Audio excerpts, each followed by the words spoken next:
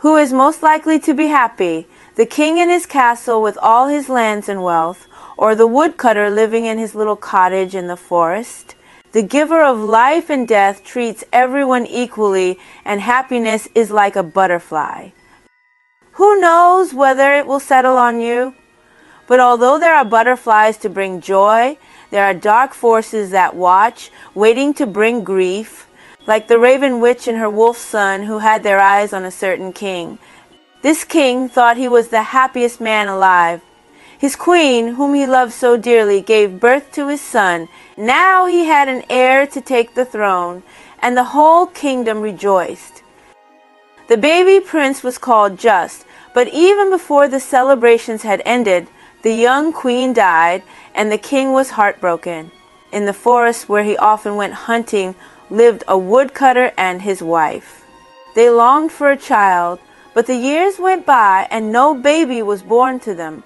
Some people would have said that the woodcutter and his wife were very, very poor, but they felt rich enough, and though they yearned for a child, they accepted their fate and didn't let this sadness cloud the happiness of their lives.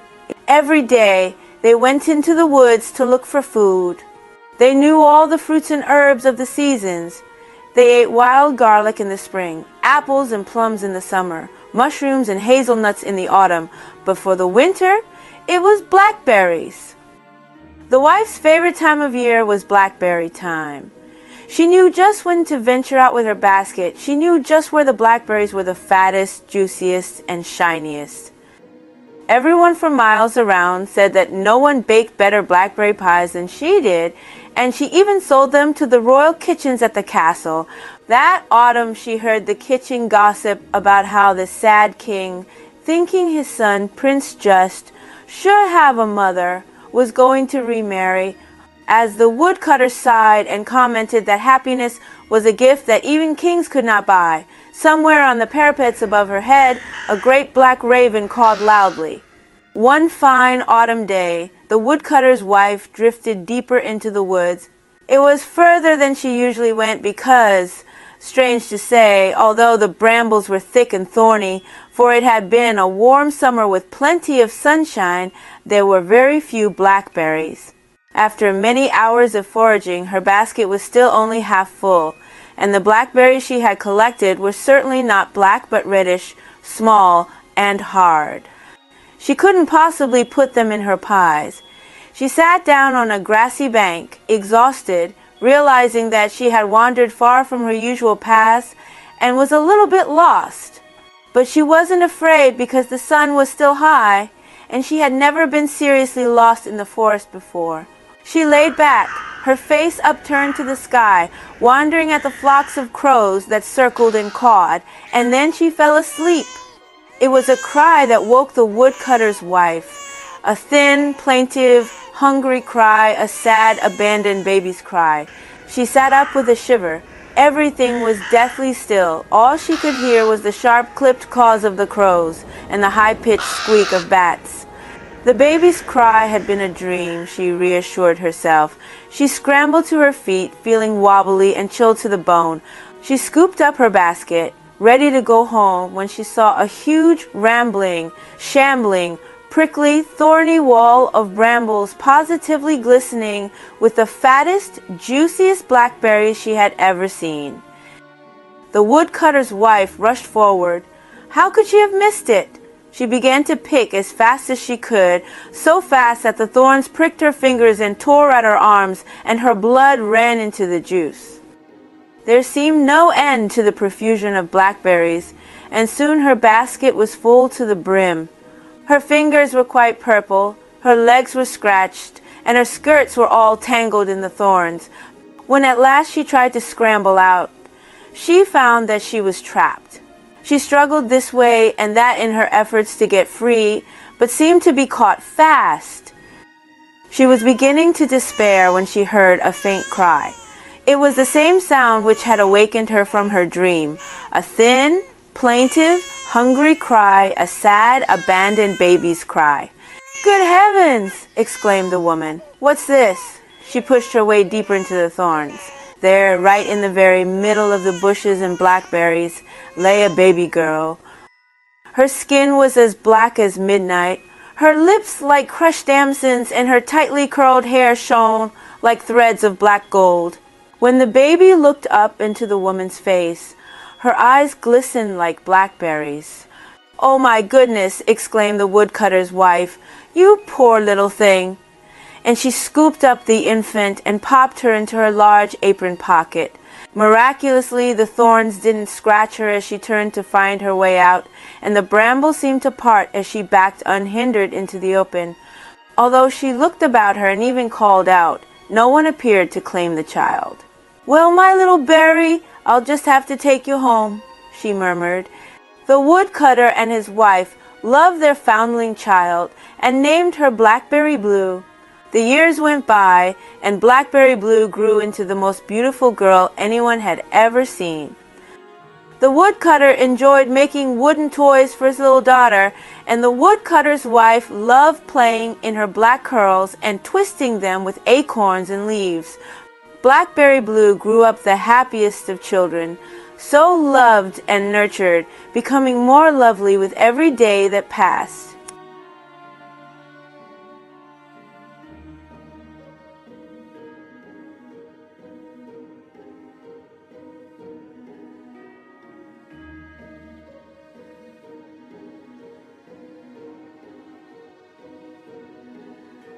Each year, the woodcutter's wife took Blackberry Blue back to the great bramble patch where she had found her. Then, as if to say thank you, the bramble bush was always covered in blackberries, which they collected till their baskets were overflowing. Then they would go home and bake blackberry pies to sell in the market and take to the palace. Meanwhile, the sad king had indeed married again, and his second wife already had a son of her own, Caldwell, who had also come to live with them in the palace. Although the new queen was certainly beautiful, the woodcutter's wife heard whispered gossip that she was a witch. Why did every room seem to grow chill when she entered it? Why did flowers die which were placed in her chamber? Why had a black raven been seen flying out of her bedroom window at night? As for the queen's son, was there any boy so mean and cruel? He seemed to relish nothing more than causing pain, both to animals and servants. Whereas the king's own son, Prince Just, suited his name and was growing up to be noble and good, his stepson, Prince Wolf, seemed to be the opposite. Some said he was indeed a wolf and had been seen prowling around the palace at midnight. But somehow, the king was so besotted with his new queen, he indulged the boy, even when there were fights between Prince Just and Prince Wolf. He always supported his stepson.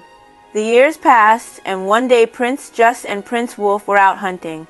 They passed the woodcutter's wife and her daughter on their way to sell their home-baked blackberry pies. "Halt!" declared Prince Wolf, reining in his horse, and he snatched more than one from their basket without any please or by your leave, let alone a payment. Just asked if he could buy one and held out a silver coin. When Blackberry Blue lifted up her basket for him to choose, he looked into her shining black eyes, and his heart leaped for joy. But before the prince could even ask her name, they heard the hunting horn and were off. Was there ever a more handsome and noble man than Prince Just? Murmured the woodcutter's wife softly as Blackberry Blue watched him till he had disappeared from sight.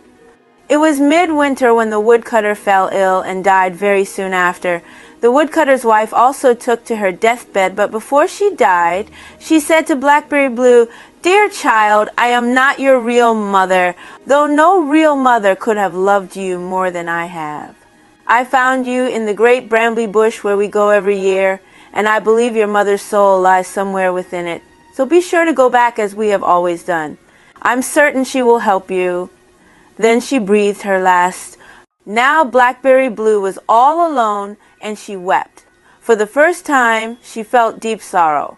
Sadly, she went into the forest till she came to the great brambly bush. She sank down onto the snowy ground and cried out, "Oh, my mother, mother mine, how shall I live?"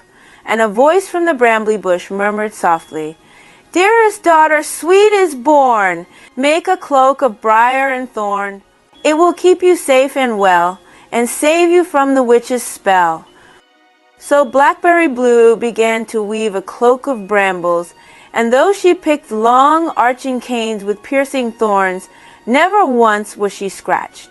All through the spring and summer, Blackberry Blue mourned the woodcutter and his wife, and when autumn came round once more, she took up her basket and went back to the great bramble bush.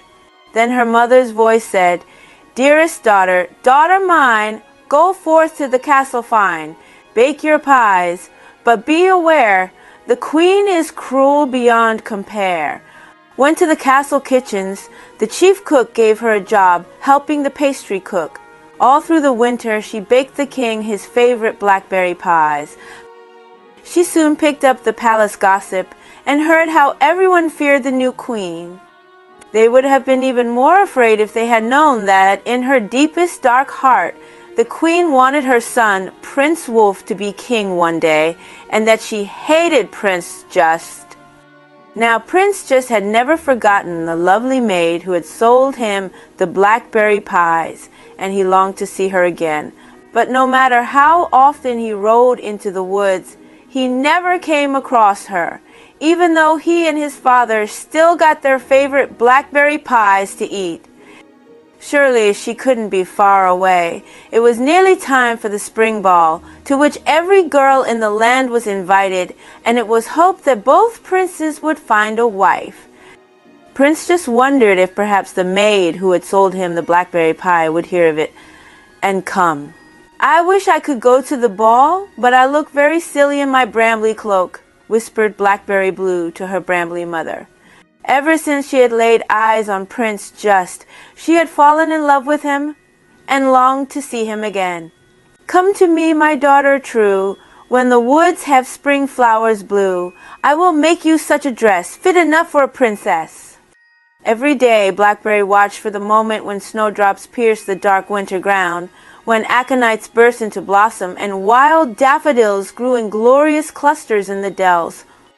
But it was when the bluebells flooded the woods that she went to the brambly bush.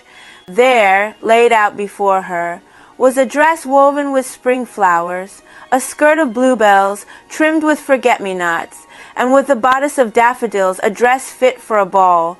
She put it on. How lovely she looked! The blues, whites, and yellows enhancing her blackberry black skin and making her eyes shine like the ripest of berries.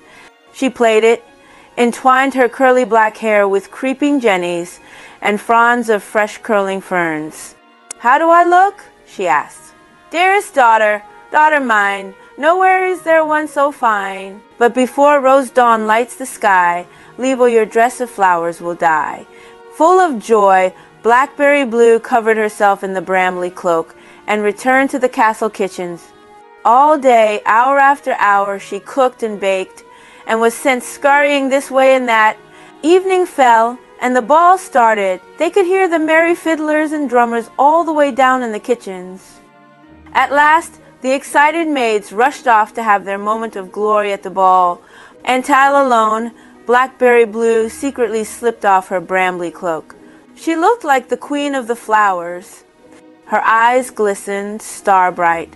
Whereas the maids entered the ballroom by the servants' stairs, Blackberry Blue went up the great flight of stone steps and in through the front door. From the minute she entered, every head turned. From the footman to the king, Prince just thought he had never seen anyone so beautiful. Yet she looked familiar, and he immediately went to her side. "May I have the pleasure of the next dance?" he asked with a bow. Blackberry Blue nodded, radiant with joy. But no sooner had he taken her hand than Prince Wolf leaped between them. "This dance shall be mine," he insisted, and whirled her away. And it wasn't just the first dance, but the waltz and the minuet and the tarantella. Every time Prince just reached out to take her hand, he was pushed aside. In fact, as if to spite his brother, Prince Wolf danced with her all evening. Suddenly, Blackberry Blue glanced out of the window. The night sky was becoming pale. Any moment the dawn would break through the crack, and her dress of flowers would wilt and die. How she had longed to dance with Prince Just, but it was no use. She must get out of the palace or be humiliated. "I must go. I must go, she cried and ran from the ballroom. Prince Wolf chased after her. I command you to come back, he bellowed, but he couldn't see her anymore. There was only a small figure wrapped in a tattered brambly cloak, scurrying along the edge of a ditch. He tried to grab her to ask if she'd seen anyone pass by, but his hands were pierced with thorns, and he pulled away in pain and strode angrily back to the palace. Prince just had rushed out too. He'd seen a shadowy figure hurrying towards the forest, leaving behind a trail of fallen petals, yellow, white, and blue. He had to follow. The trail of petals led him deep into the woods, and he remembered it was near where he had bought a blackberry pie from the woodcutter's daughter. He followed the petals further, but came to a halt by a huge brambly bush. And though he searched, all summer came, and there was to be another ball. Blackberry Blue's mother made her a dress of summer flowers, roses, irises, lilies, and campion. How beautiful you look, my darling, sighed the brambly bush. But mother, I'm so afraid Prince Wolf will force me to dance with him, and I won't be able to dance with Prince Just whom I love. And the voice in the bush replied, and let the seasons run their course, goodness will be the greater force. Blackberry Blue worked in the kitchens, covered as usual by her brambly cloak, but as soon as all the other servants had finally left a peep at the celebrations, she threw it off and entered the palace by the front steps, looking as radiant as a summer's day.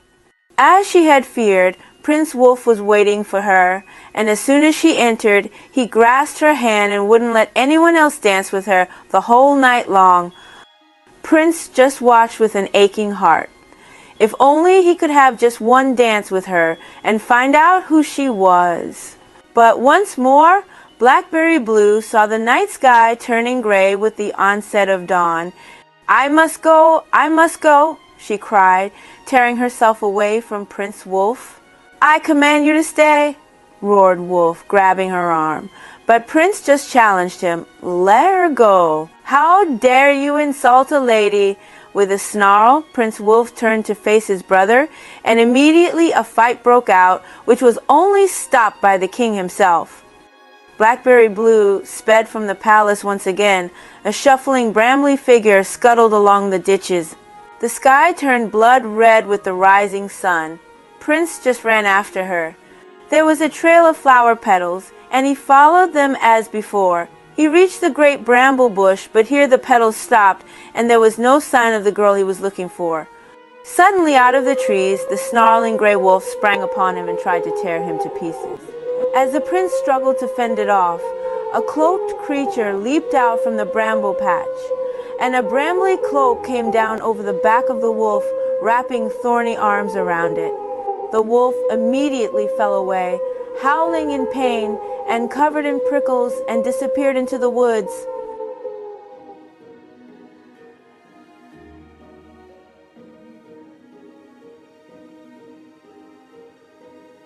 The prince lay as if dead. Desperately Blackberry Blue tended her dear wounded prince, and her tears fell upon his face.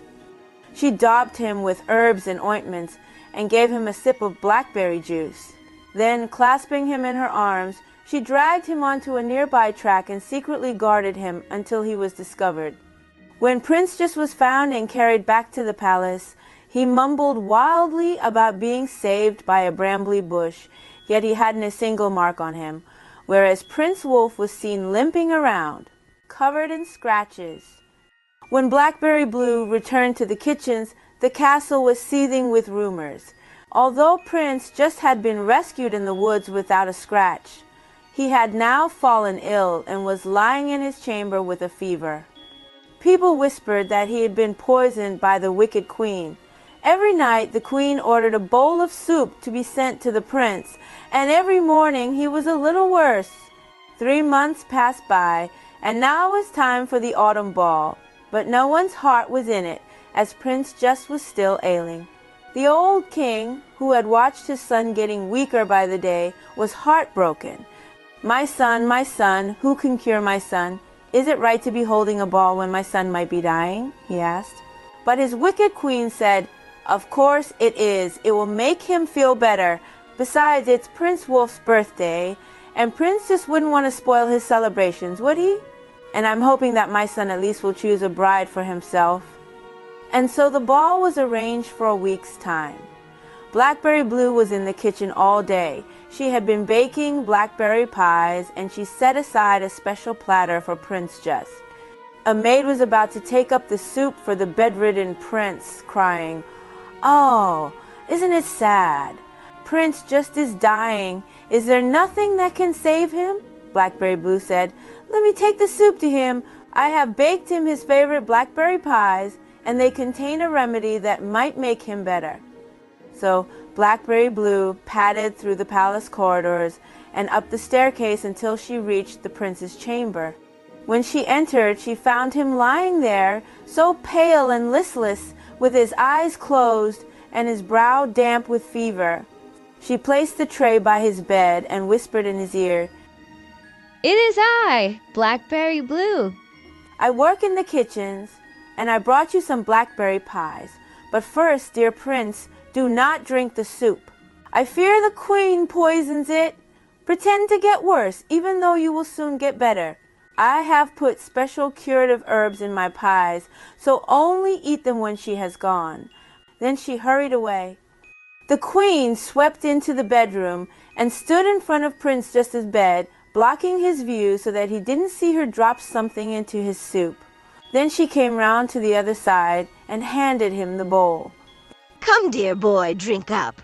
We need you to get better," she said with a smile. "Dear madam," murmured the prince weakly, "is the window open? I feel a chill." When the queen went to check, the prince hastily tipped his soup into a potted plant nearby. "My, that was quick," she remarked when she came back to his bedside and saw with satisfaction the empty bowl. The day of the third ball arrived. This time, Blackberry Blue's mother had made her a dress of autumn leaves, red, yellow, gold, and purple, edged with red berries and small white winter roses. When Blackberry Blue had braided her hair with holly and ivy, she looked more beautiful than ever. She covered herself with her brambly cloak and went to the palace kitchens as before. She cooked and baked hour after hour, and finally, when all the maids and cooks excitedly went up to the ballroom, Blackberry Blue flung off her brambly cloak and descended the front steps of the palace. Every head turned when she entered the ballroom. The musicians nearly stopped playing. They were so entranced by her beauty. Prince Wolf immediately bounded towards her and took her arm in a vice-like grip. "So, my dear," he whispered, "this time I shall not let you go." They whirled around the ballroom for dance after dance till Blackberry Blue felt sick and dizzy. But suddenly the music ceased abruptly mid-phrase. Everyone stopped dancing and looked in amazement, for there at the top of the staircase a happy, smiling king had appeared, and beside him stood Prince Just, looking fit and well. Cheers and laughter swept through the hall. How pleased they were to see their beloved prince. "First, I was saved from a wolf by a mysterious girl in the woods," he cried. "Then I was saved from poisoning by one of my maids, who brought me blackberry pies filled with a magical cure. She warned me not to drink my stepmother's soup. I was too weak to open my eyes, so I never saw her face. But because of her, the next dance with the princess will be mine," he said. Prince Wolf snarled. He looked over at his mother, the queen, as if to say, "What's this? I thought Prince Just was dying." The queen turned green and looked at the king's guards. "Guards, take her away," ordered the king. "And her evil son, too. No!" The wicked queen screeched and swooped across the ballroom floor, transforming into a giant raven with beating wings and outstretched neck. She pecked and clawed at Prince, just as if she would rip him to pieces. "No!" spat Prince Wolf, changing into the fearsome, slavering gray wolf that had attacked Prince Just in the forest. Everyone screamed and scattered. The dawn-gray sky turned as red as blood. Blackberry Blue's beautiful dress turned to thorns as the wolf was about to spring on Prince Just. She snatched up her brambly cloak and tossed it into the air. It floated there like a strange dark cloud, then dropped down, enveloping the pouncing wolf. With a shriek of fury, the Raven Queen flapped her wings and tried to fly out of the window, but Prince just fitted an arrow to his bow, and with swift and accurate aim, felled the dreadful creature, crashing it to the ground, dead. As the guards dragged away the howling wolf, Prince just took Blackberry Blue in his arms. He looked into her glistening black blackberry eyes. "It was you, wasn't it? Who sold me the blackberry pies? Who saved me from the wolf? Then who cured me?" A soft rosy dawn flooded through the ballroom, bathing everyone in a pink glow, and the prince asked Blackberry Blue to marry him. "Yes, yes," she replied joyfully. At that moment, a footman announced the arrival of a late guest, a strangely beautiful woman whose skin was as black as night, dressed in the dark purplish black of blackberries. When Blackberry Blue looked at her, she knew that this was her brambly mother. "Now that the wicked Raven Queen is dead, the spell she cast on me is broken," said the woman. She held out her arms. "My daughter, my daughter!" And Blackberry Blue rushed into her mother's embrace. Prince Just and Blackberry Blue were married after the winter was over, just before spring became summer, and she wore a dress her mother made for her of poppies, lilacs, honeysuckle, and orange blossom.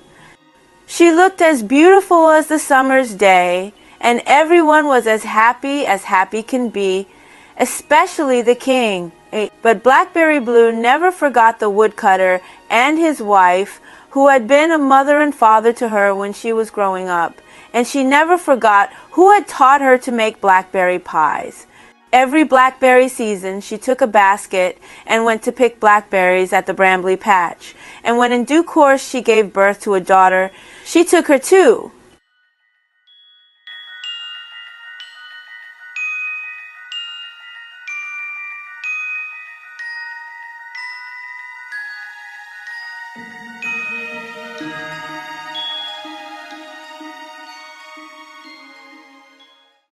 In the woods where the secrets lie, butterflies and bamboo side, blackberry child, woodland wild in the shadows, fate's beguile, ones weave a crown and brambles bound, lost queens cry under twilight sky, heart of a forest, keeper of secrets, dance of dawn, cloak of thorns.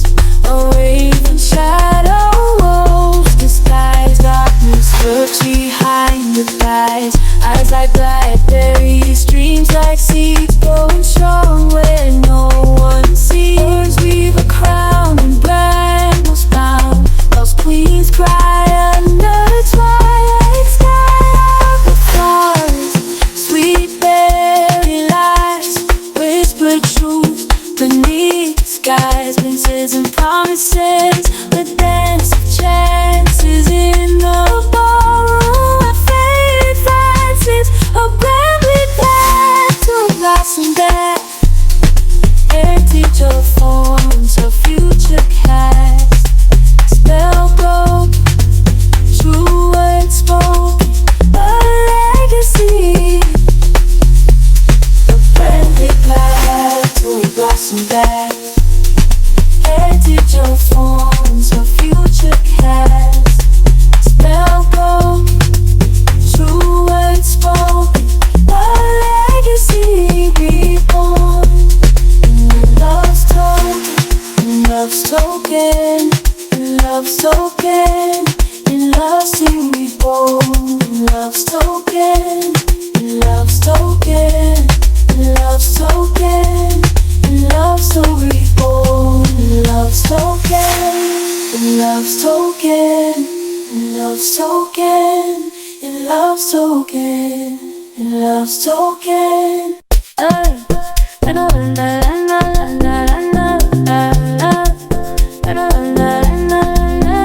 In the woods where secrets lie, butterflies and brambles sigh, blackberry child, woodland wild, in the shadows, fate's big guide. Once we've a crown, in brambles bound,